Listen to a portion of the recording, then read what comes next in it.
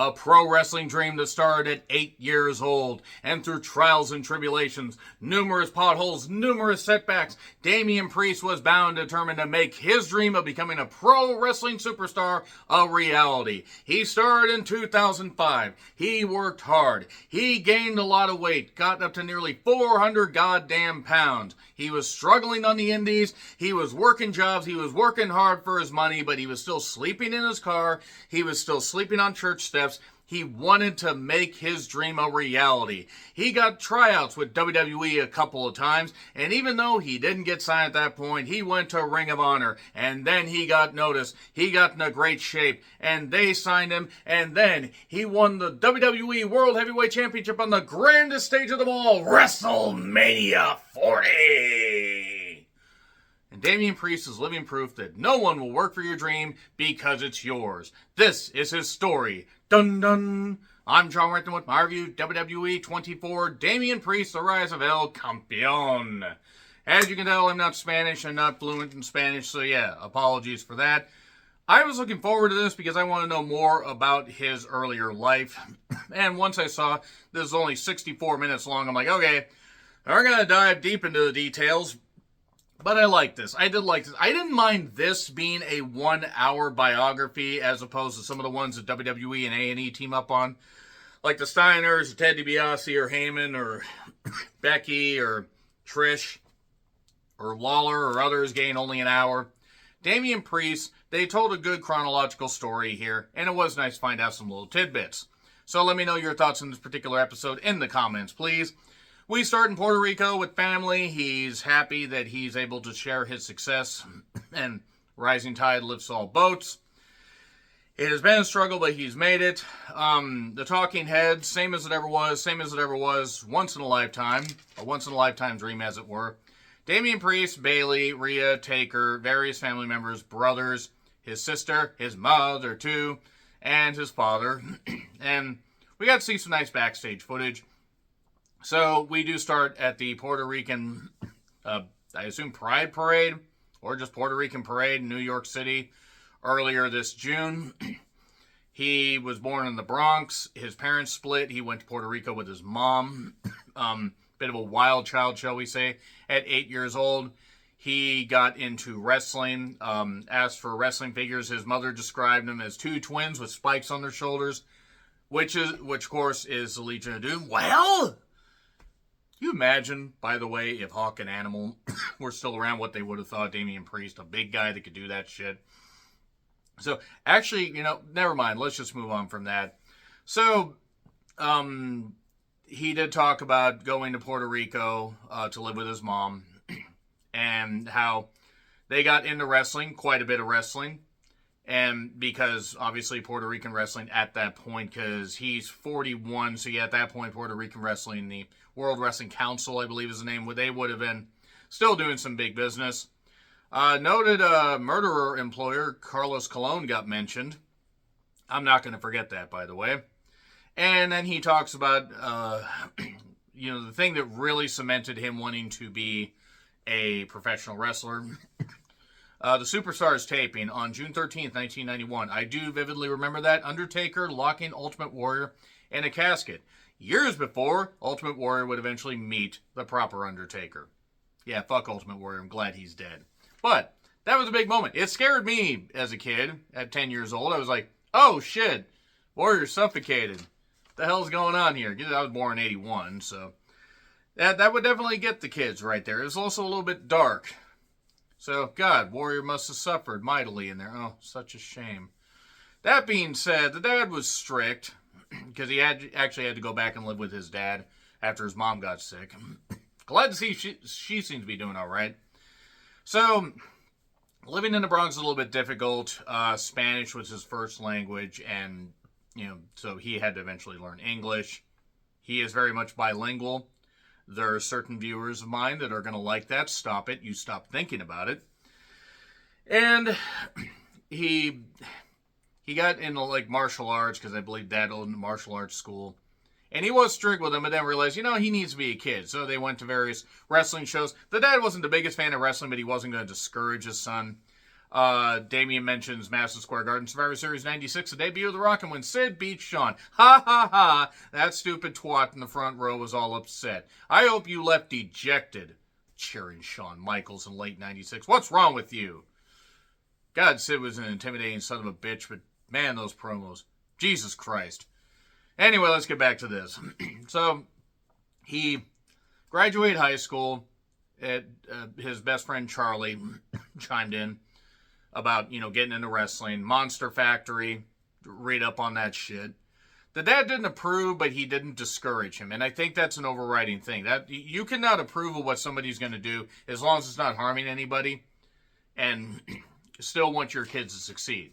So 2005, we see quite a bit of indie footage, and that was kind of nice. And you could see there was something there. Jersey, Philly. He was living paycheck to paycheck, though. Slept in his car, slept on church steps.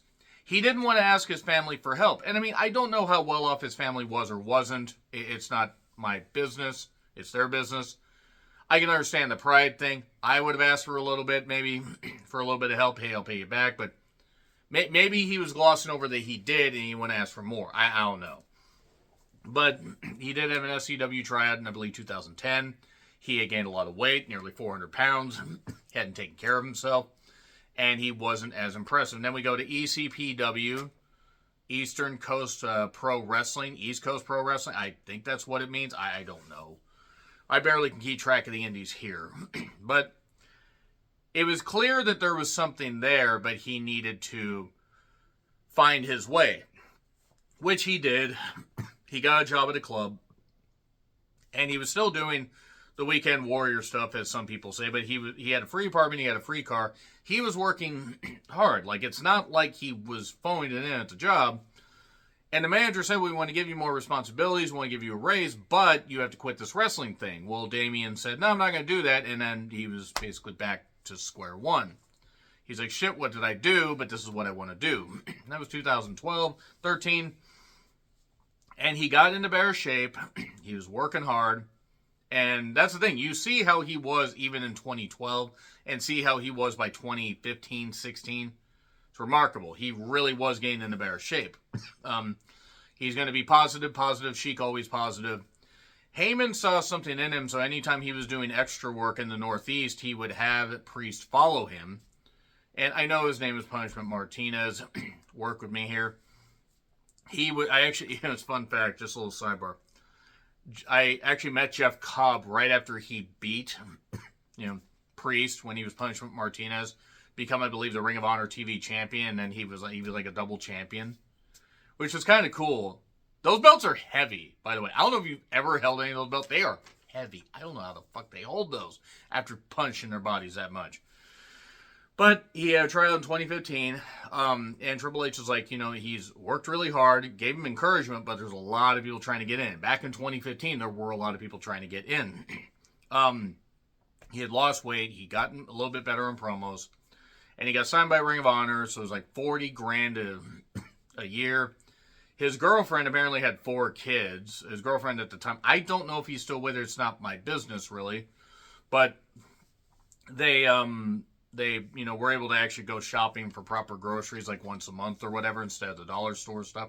And there's nothing wrong with that. There are a lot of people struggling out there. It's just Priest felt like he wasn't a good provider. And if you are able to provide for people, even if you have to go to dollar stores and you have to go to discount stores, that's not meaning that you can't provide for your family. Just want to say that right there. Get off my soapbox now. So he impressed enough people, and Bayley even saw him, I believe, at a Ring of Honor show and was like, why are you not signed to the company? I do want to point out, by the way, that Bayley's very good at these, and I wish that they would get her insight on topics that she's familiar with more often, because I like hearing Bayley's insight, given how hard she had to work to get to WWE and all the trials and tribulations she's gone through. So, NXT orientation, October 2018. I forgot the class that he signed with. And the family was thrilled. They were super thrilled. They didn't know how long it was going to last, because the thing is, you got to think about it. Priest he's not much younger than I am. I mean, I was born in the beginning of 81. I think he's 41, 42 now. But he he worked really goddamn hard, and this is pretty much his last shot. I mean, at his age, even at his size, even though he was in great shape and still could keep himself virtually, mostly injury-free, this probably was his last shot. They wanted to come up with another character instead of Punishment Martinez. One, so they could own the name. Two, so they could have a fresh coat of paint. Rockstar persona, Damian, the name from The Omen. Look at me, Damian, it's all for you. And The Undertaker watches his matches, critiques, but offers proper advice because he felt Priest was one of the good ones. And he wasn't Canyon, so he wasn't going to bash his skull in. So, the pandemic era, my God, jeez, let's never revisit that again. I will give credit to all the wrestlers for working hard.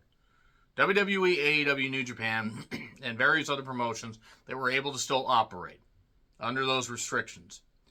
It was nice that they were able to provide some television, but that was a time where, I'm just going to have another little sidebar here.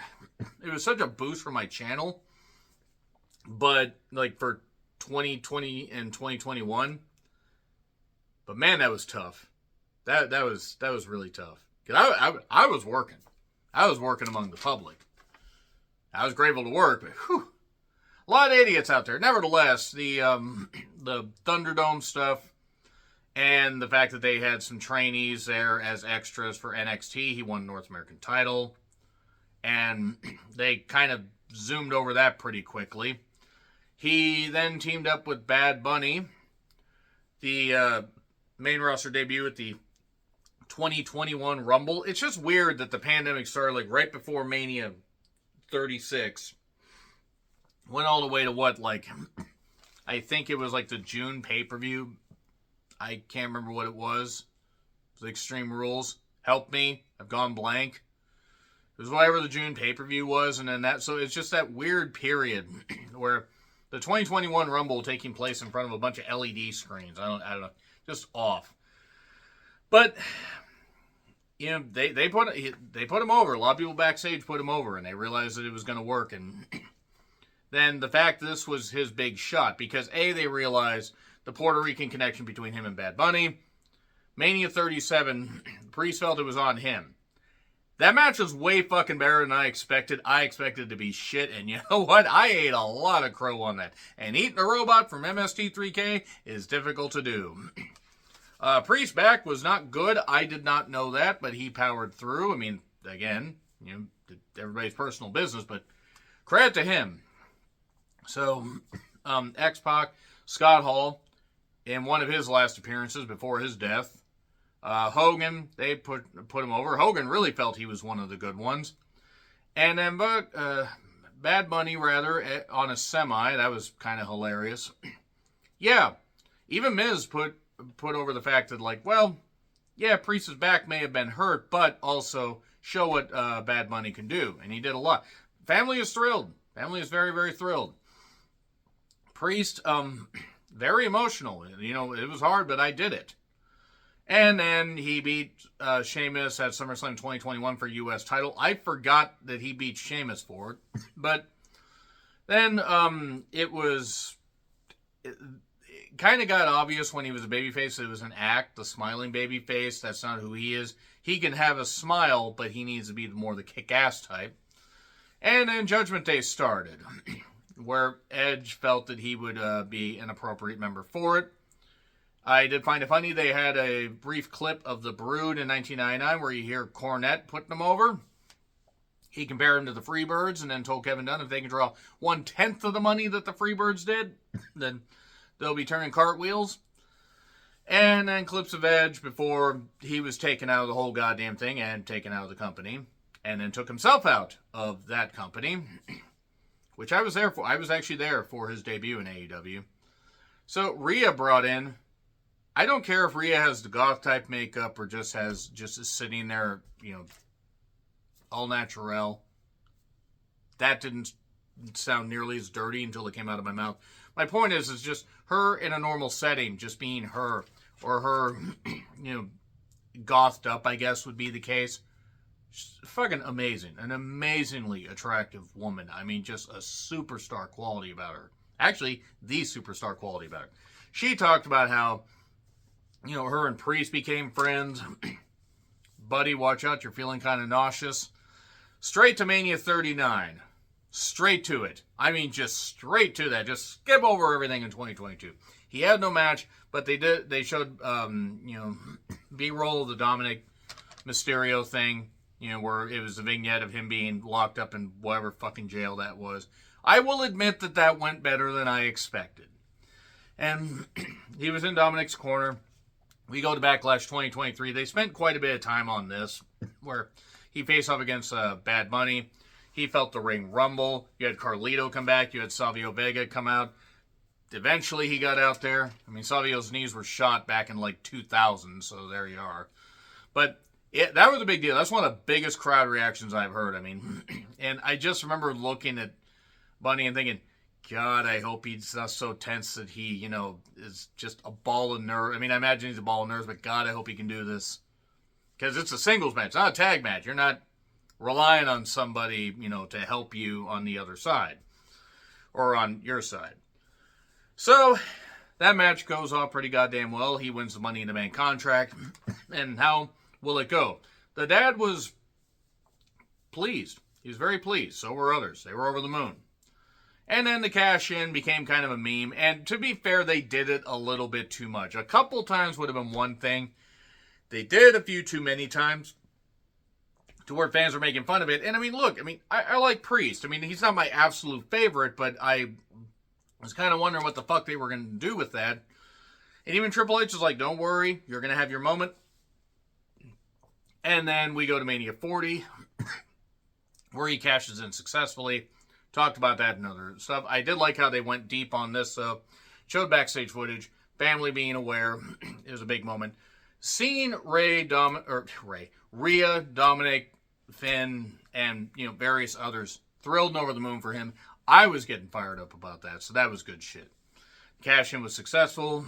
He's a world champion. The dad was impressed. Taker even, congratulated his dad as another one of the good ones. And what's next? What's next is he lost it to Gunther just recently at SummerSlam. So good timing on this. You probably should have released it a couple weeks before, but whatever. It was good. It was good to find out a little bit more about his insight and his doubt, but also believing in himself. So this was good overall. Agree, disagree with what I said? Like, share, subscribe, Twitter handle in the description. I'm John Rickland. I'll see you soon.